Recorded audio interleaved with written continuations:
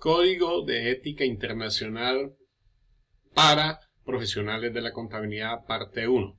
La parte 1 me establece el cumplimiento de los principios fundamentales y del marco conceptual del código y se aplica a los contadores públicos que estén ejerciendo en forma pública o privada. La sección 100 es el cumplimiento del código, la 110 son los principios fundamentales y la 120 el marco conceptual. En cuanto al cumplimiento del código, se establece que prima para todas sus actividades públicas y privadas y empresariales el interés público. Los contadores públicos trabajan basados en el interés público y eso es lo único que los mueve. En esta sección se establece que toda aquella codificación del código que esté precedido por la letra R implica un requerimiento de obligatorio cumplimiento que, en caso de que haya alguna excepción, se utiliza la palabra puede para que el contador público tenga la facultad de aplicarlo o no. En cuanto a todas las codificaciones que lleven después del número de código, la letra A implica que hay una guía de aplicación de ese requerimiento de tipo obligatorio. En cuanto a los principios fundamentales, este es el corazón del código. Son 5 principios que cualquiera podría decir, y tenemos un código de ética de la ley 43 con 10 principios y ahora tenemos 5. ¿Se disminuyeron? No, señor. Lo que se ha hecho es una condensación porque el código ha evolucionado. Este código de la ley 43 era el código que existía en 1989 en la IFAC. Ahora ha evolucionado y este es el del 118, el código del 2018.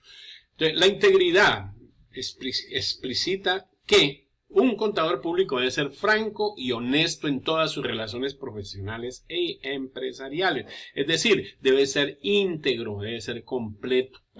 El 112 habla de la objetividad. Quiere decir de que un contador público en sus juicios no los puede comprometer por prejuicios o por influencia de terceros o por conflictos de interés. O sea que lo que dice el contador público es lo que él obtuvo de su examen o de su trabajo personal. La 113 es la competencia y diligencia profesionales, que establece que se debe mantener un nivel alto de competencia, debe estar una permanente actualización para que pueda uno servir como contador público a quien lo contrate con todos los lujos de detalles, con una actitud profesional permanente y que debe cumplir toda la normatividad técnica exigible y que le sea aplicable. La confidencialidad es guardar el secreto profesional en todos los asuntos que conozca durante su trabajo, respetar esa confidencialidad que debe tener el cliente y que solamente puede ser se puede convertir en algo público en el caso de que se lo pidan las autoridades competentes. El comportamiento profesional es cumplir absolutamente todas las disposiciones que le sean aplicables, legales y reglamentarias. En la IESMA consideran esto lo que se llama el no clave. En inglés es no cumplimiento de leyes y reglamentaciones. Eso es lo que no se debe caer. Tenemos que cumplir todas las leyes y regulaciones. En cuanto al marco conceptual, este marco conceptual se va a aplicar en todas las sesiones, en todas las partes que siguen del código, parte 2, parte 3 y parte 4. En primer lugar, hay que identificar las amenazas, que las amenazas vienen siendo semejante a lo que se llaman riesgos. Son hechos futuros que no han sucedido, pero que pueden estar atentando contra el cumplimiento de los 5 principios fundamentales o contra la independencia del contador público. También se deben, una vez identificadas las amenazas, la sección 120 me dice que yo debo evaluar esas amenazas. Así como se evalúan los riesgos, también se evalúan las amenazas. Y por último, me dice cómo debo enfrentar las amenazas, porque nada se saca con identificarlas y evaluarlas, sino cuál es la actitud del contador público frente a esas amenazas. En cuanto a la identificación de amenazas, se han establecido 5 tipos de amenazas en el código. El interés propio. El interés propio es cuando hay un interés de tipo financiero o de otro tipo que puede influir en el juicio que va a emitir el contador público, o puede influir en el comportamiento. Entonces, cuando yo tengo un interés propio, estoy siendo amenazado en mi independencia y en los principios fundamentales.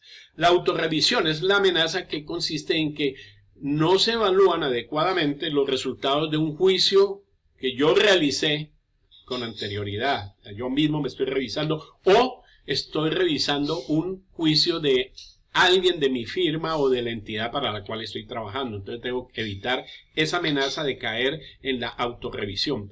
La amenaza de abogacía es que me comprometo tanto con promover la posición de mi cliente o de la entidad para la cual yo estoy prestando mis servicios profesionales, de llegar hasta un momento en que ya no soy objetivo porque estoy haciendo de promotor de la misma. Entonces, esos son amenazas de abogacía. La amenaza de familiaridad, que es cuando yo estoy con una relación muy prolongada o muy estrecha con un cliente o entidad a la cual yo presto mis servicios y me vuelvo muy afín a sus intereses y acepto con mucha facilidad el trabajo. Ese es el caso, por ejemplo, de un revisor fiscal que lleva 10 o 15 años trabajando para la misma empresa, ya tiene una amenaza muy grave de familiaridad porque ya se vuelve parte de la empresa y pierde su objetividad. La intimidación es cuando hay una presión de forma real o que yo percibo que hay una presión contra mi actuación porque me busca esa presión disuadirme de tomar un juicio objetivo. Entonces esa presión se llama intimidación y que no es necesariamente que lo amenacen a uno, sino que hay también intimidación a través de regalos o de dávidas. Entonces es muy complicado esta parte, la intimidación. Ahora bien, identificadas esas 5 amenazas, tenemos que proceder a evaluarlas de acuerdo a la sección 120. La evaluación, en primer lugar, hay que mirar cuál es el nivel aceptable de la amenaza. Ese nivel aceptable es el nivel en el que el contador público, utilizando lo que se llama en el código una prueba de un tercero con juicio y bien informado, puede concluir que se cumple con los principios fundamentales. O sea, si un tercero que esté bien informado y que tenga buen juicio dice no hay influencia de la amenaza, entonces se puede llamar que es un nivel aceptable. Los factores relevantes se tienen que considerar para poder evaluar las amenazas. Estos factores pueden ser cualitativos o pueden ser cuantitativos o un efecto combinado de múltiples amenazas, condiciones políticas y procedimientos. Eso lo tengo que sopesar para establecer qué tan amenazado se encuentra la independencia o los principios fundamentales.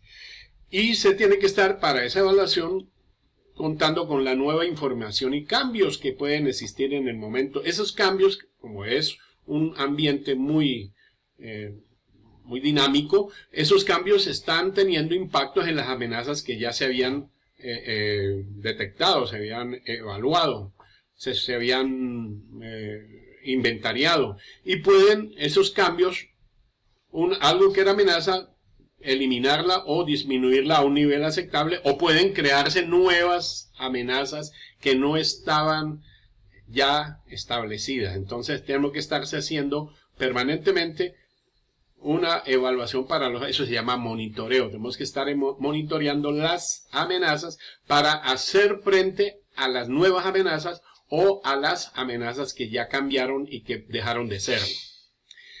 Por último, enfrentar a las amenazas. Me dice el marco conceptual que hay que enfrentar a las amenazas.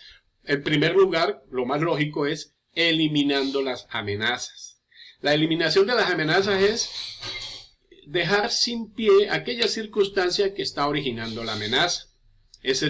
Cuando nosotros hablamos de riesgos, nosotros decimos vamos a colocarle un control para eliminar el riesgo o minimizar el impacto.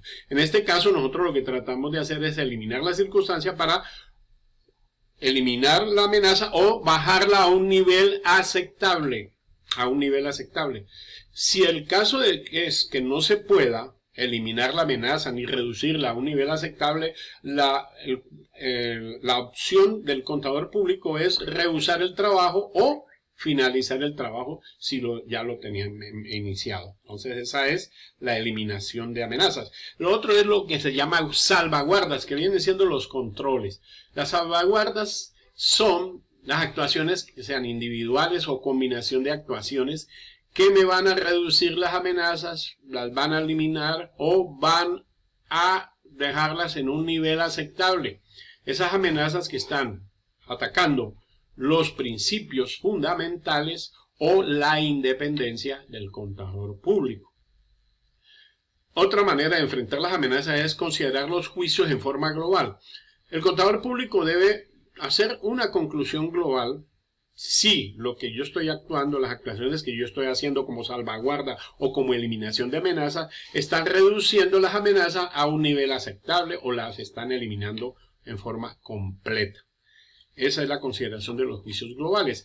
Y la independencia, cualquiera diría, en el código de la ley 43 está como principio fundamental la independencia, pero en este código no lo está. Sin embargo, están las normas internacionales de independencia, porque esa es la columna vertebral del código, la independencia. Entonces la independencia está ligada a los 5 principios fundamentales y tiene 2 características. Una actitud mental independiente, que también es una norma de auditoría de general aceptación, es que el contador público debe actuar siempre con integridad, objetividad y escepticismo profesional.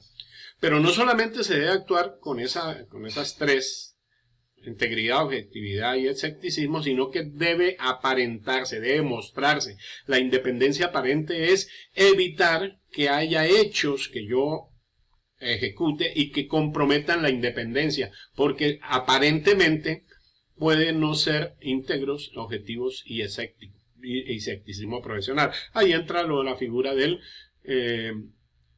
tercero con buen juicio y bien informado. Y por último está el escepticismo profesional, que es una actitud también innata de todo contador público, que es mantener una mente inquisitiva, que se le dé atención especial a los hechos que puedan indicar incorrecciones, que se pueden ser por debidas a error o a fraude, y que valore. El escepticismo profesional me permite valorar en forma crítica toda la evidencia de auditoría que yo he obtenido. Eso es la parte 1 del código.